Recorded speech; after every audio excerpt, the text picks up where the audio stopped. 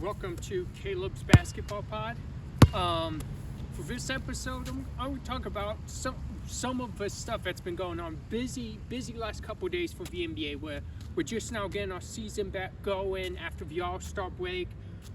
There's been a lot of talk on the All-Star break, All-Star game, how you make it more competitive, and this and that. And I just want to, last thing I'm going to touch on this. So I want to clarify what I was saying on the last pod a little bit, clarify it more. So just for instance, I say you do the East versus West. I say you do a money incentive for players, kind of like the in-season tournament, something similar to that. But then you also do the winner of East-West, and this will get the really good players that are on the really good teams to really play, because you do the winner of that gets Game 7 of the NBA Finals. So if the West wins, let's just say the Western Conference wins, and let's say your NBA Finals is Boston-Denver. Well, your regular format is two in Boston, two in Denver, one in Boston, one in Denver, one back in Boston. Well, because the West won, it would be two in Boston, two in Denver, one in Boston, then two in Denver. And then Denver would get that Game 7 advantage, but Boston would get the regular advantage of having the first games in Boston and a shot to finish it maybe in Boston in Game 5. And then knowing if you don't finish in Boston in Game 5, you go to Denver for 2. I think that would be a nice little incentive, little something for the All-Star game. But besides that, I mean, I'm not sure if there's a whole lot that you can really do to fix it. I think it's good to keep trying, but I just don't think, because of every endorsement deal or playing this many games and injuries take you out of awards now and stuff like that, I don't think these guys are really inclined to put their bodies on the line for this, thinking, oh, if I get injured, my MVP season's over, or my Defensive Player of the Year season is over, or something like that. So I don't know. Like I said, I'm not really sure if that answers the question. I think you would get a little bit more, but I also think he has to be more basketball than talking. There was way too much talking and not enough basketball, in my opinion, of the last All-Star game. But nonetheless, like I said, it'll be the last I mention that. But I do want to mention real quick before I go on with some of the games for the last couple of days, I do want to mention Victor Wembanyama is out. They called it a blood clot in his right shoulder, but he's out for the season. They said out for 6 months. It's not only a huge blow to the Spurs, but I just think the NBA in general. A lot of people were tuning in, even the nationally televised games the Spurs had, but tuning in to watch Victor Wembanyama and the Spurs, and people wanted to see this new duo of him and De'Aaron Fox. Now you just have to wait till next season. But the most important thing is we all hope Victor's okay, and we hope he comes back strong. And I'm sure next season he's going to come in and put up MVP caliber numbers and have the team too be up there in the MVP talk too, and not only the Defensive Player of the Year talk as he was in before the injury, where he will not meet that 66 game threshold. But nonetheless, like I said, it's just it's unfortunate. But now to some of the games that we saw last night. We saw New York and Chicago. Madison Square Garden, huge game, went to overtime. Knicks picked it up in overtime. Big win for them. We also saw Cleveland win in Brooklyn. Brooklyn had been winners of the 5 of their last 6 or 7, holding teams under 100 points, and Cleveland in that fourth quarter kind of took over the game and never really looked back. New York, like I said, they got their win over Chicago. That's setting up for a matchup tonight. That is my game to watch for the night.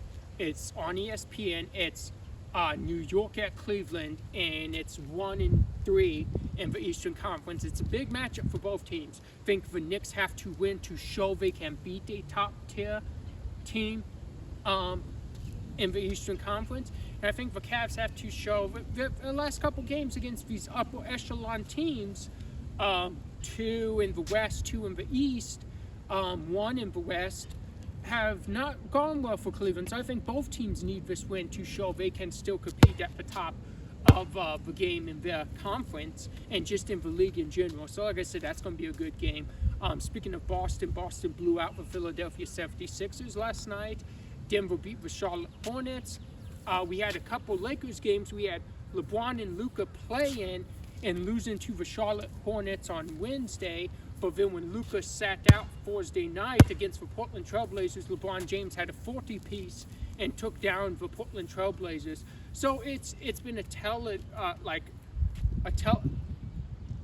two tapes of basketball teams almost. So on one side, on one tape, you have this LeBron Wayne team where everything's like around LeBron, and when it's been around LeBron, like even before that Davis trade, if you remember that New York against the Knicks, you saw LeBron James take over that game, and you saw the Lakers pull out. You were seeing the Lakers win those big games, those contested games with LeBron at the helm. Well, now you bring Luka in. Now you're having, and you see LeBron's taking a little bit of a backseat. I'm not saying he's deferring all the way to Luka, but he's deferring a bit to Luka, and you're seeing that. Like, when that's happening, maybe the Lakers aren't as good right now. But I also kind of think from how it looks, I think Luka still may be dealing with something in that calf, and I think that's a lot of why he didn't play last night. But it's interesting to see. It's like two different teams almost. When LeBron's playing by himself and when LeBron and Luka's playing. So I just, like I said, I think this, if the Lakers pull it together, I think this is their best shot since the championship year in the bubble for them to win a championship. I honestly do. I just feel when LeBron and Luka's on your team in the playoff time and it's winning time, that you have a shot to win any game. So I honestly believe that. On the other hand, they need to start figuring it out quick, because we do. We only have 20-some games left. We want to figure this out mostly, for the most part, before it gets to playoff time. So as long as they can do that, you find a stable big, and it may be Jackson Hayes, it may be Alex Len, maybe looking into possibly signing Mo Bamba. Not really sure why he's still out on the free agent market. I think he has a lot of talent. He can shoot too. But like I said, you find your big, you find your stable lineup that you go with, and you get Luka. It seems like Luka's just not in it yet. You get him into the team. You get him taking over games, controlling games. He's averaging 14 points a game since he's been a Laker. If you're the Lakers, you can't be too happy bringing him in. Say, he's the face of your franchise, and he's giving you 14 points. So it'll take time, but I do think the Lakers will get there. Denver's really playing good as of late. I believe last night they passed the Memphis Grizzlies for number 2 in the Western Conference. I've been mentioning them a lot, and watch out for them, especially in the Western Conference playoffs. If it comes down to an Eastern Conference Finals right now between Oklahoma and Denver, I'm taking Denver just because they've been there. They have that championship experience, the former NBA champions. I'm taking that Jokic Morey duo over that Shea Chet duo, just experience. And it's not a slight on Oklahoma. I picked Oklahoma before the season started to go all the way in the West, and I still think they can. And so far, how they've been playing, if you'd say anything, you'd say I've been proven right. But there's a lot more to it than regular season. We have to see how they perform in the playoffs. For Thunder, we have to see how Memphis performs in the playoffs, how Houston performs in the playoffs. A lot of younger teams that have higher seeds that you often wonder if when it gets to the playoffs and it's experience time, what are we going to get from them? So they're one of the teams to watch. And like I said, Nuggets are a sleeper. The Phoenix Suns are another team to keep your eye on. There's a lot going on in Phoenix. Will KD still be there next season? I listened to something where Udonis Haslem said after hearing his interview that in his mind he thinks KD's on his way out. He said from how he's referring to the management as they or them, that's not we anymore. And I get that. That makes sense.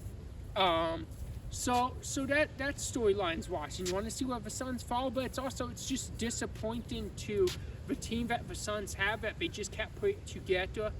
Budinger said he's not a psychologist. Not saying you should be a psychologist to be a coach, but you should be able to communicate and talk and know your players and be able to get down to what's going on with them. I do honestly believe that, and when I try coach like kids, middle school, elementary, this and that, I do try to get to know what's going on with them, because coaching's a lot personal. It can't just be X's and O's, and when it is X's and O's, don't always account to winning. So I think you do have to be somewhat of a psychologist, despite what Budinger says, and I think that's what makes for best coaches. I think Phil Jackson was very good with talking people, understanding them, getting the most out of them from how he talked to them and how you treat them different. Greg Popovich is another guy like that. So it's like, I do think you do need a little bit of that to make something happen as an actual really good legendary coach. So maybe Budinger should hire a psychologist. That's all I'm saying. But nonetheless, we need to figure out what's going on with that Suns team. I'll give you a couple East teams to watch. Watch Detroit. They are on the come up. I love what I'm seeing from them. Young team. They play tough. They added a couple veterans in the offseason, so watch them. Watch Milwaukee, because this is a telling season. Now there's reports saying if Milwaukee don't make like a substantial run in the playoffs, possibly conference finals, possibly NBA finals, that Giannis may look elsewhere, may look to get out. So that's something to watch. Right now they're hovering around that 5th seed. I believe they're behind Indiana. And Indiana's 4. Watch Orlando, because they were playing really good at the start of the season. A couple injuries. Even with those injuries, they were still there. They were still in the playoff talk, the conversation, but when we get Franz and Paolo back, we're going to be good. To now they're struggling. They did pick up a win in Atlanta last night. Big win, but they're not the team to watch. The Pacers are team watch. At this point, around this point last season's when the Pacers really got going, and injuries here and there, but nonetheless, they found themselves in the conference finals. So those couple teams watching the East, going back with the Suns and Nuggets, watch Golden State and see how Jimmy Butler fits in. Watch that Lakers team, because like I said, you want to watch LeBron and Luka, and watch the Clippers. Clippers are a team not a lot of people is talking about right now, but I like the Clippers, and if Kawhi is healthy going into the playoffs, I really like the Clippers. So just those are some teams keep your eye on. Keep staying tuned with Caleb's Basketball Pod, and come back on Monday.